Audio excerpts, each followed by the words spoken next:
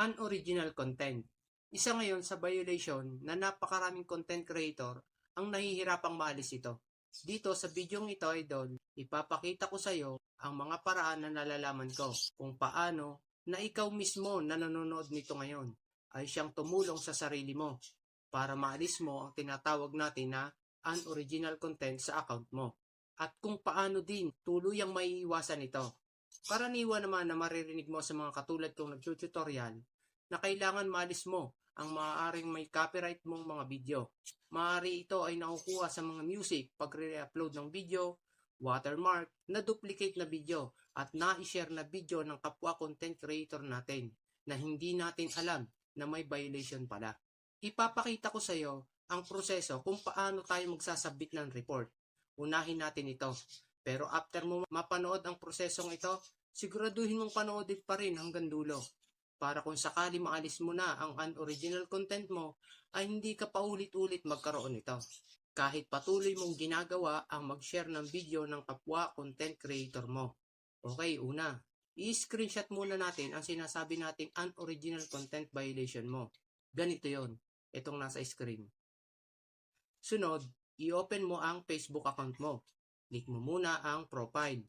Pagkatapos, i-click mo itong 3 dots sa kanan at i-click mo yung copy link sa pinakaibaba.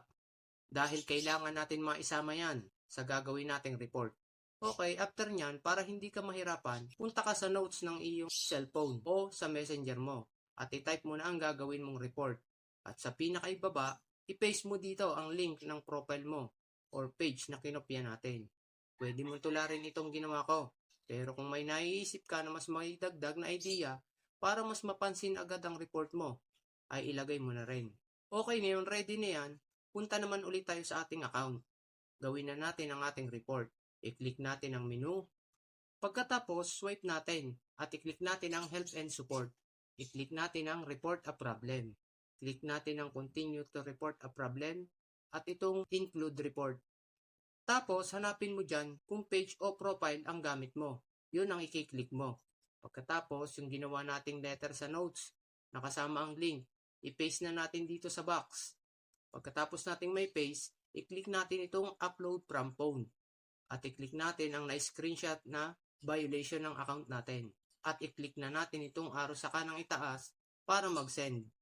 Diyan, idol, sa ginawa natin, malaki may tutulong yan para mapabilis na malis ang ating violation.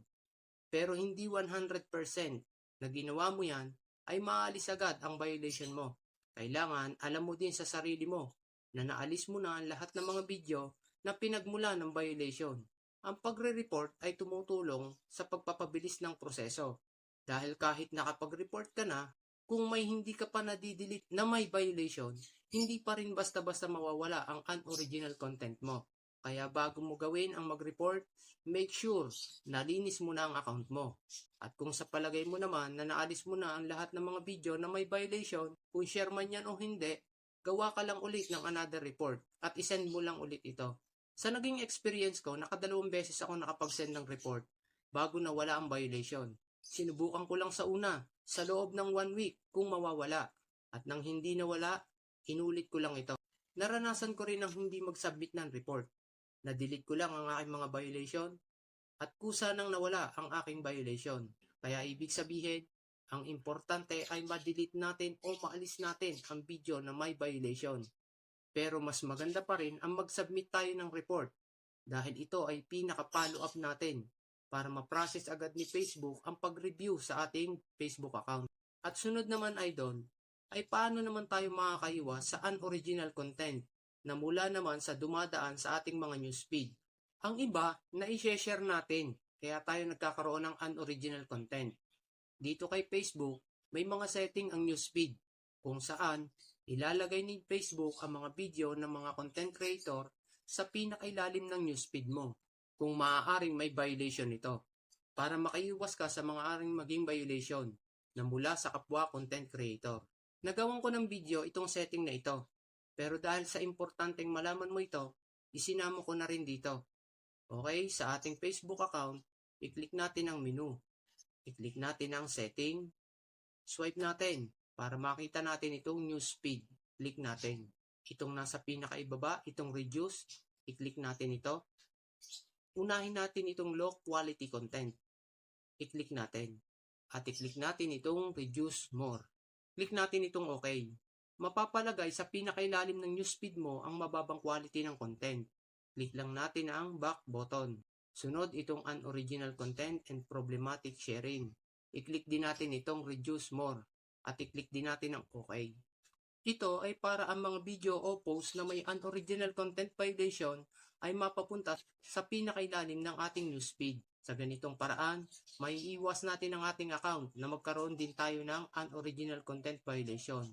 Laking tulong nito sa mga nag-share ng mga video. At ang last, itong sensitive content. Click din natin ito, ang reduce more.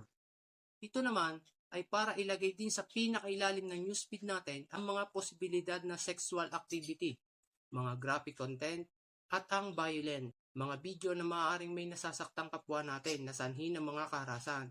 Ito ay maaari kang magka-violation kung may i-share mo ang mga ganitong klase ng video. Itong mga nasabi ko ay ilan lang sa pinakaposibilidad kung bakit nagkakaroon ng unoriginal content violation ang isang content creator. Kung sa palagay mo may alam ka pa na pwede mong ibahagi, gawan mo ng content idol para maging dagdag kaalaman, lalo na sa mga nagsisimula pa lang. Sana nakatulong sa iyo ang video ito. Naging mahaba man ang video, pero kailangan nating maibigay ang alam kong buong impormasyon na nalalaman ko. Muli idol, kita ulit tayo sa next useful tips video ko. Maraming salamat sa panonood.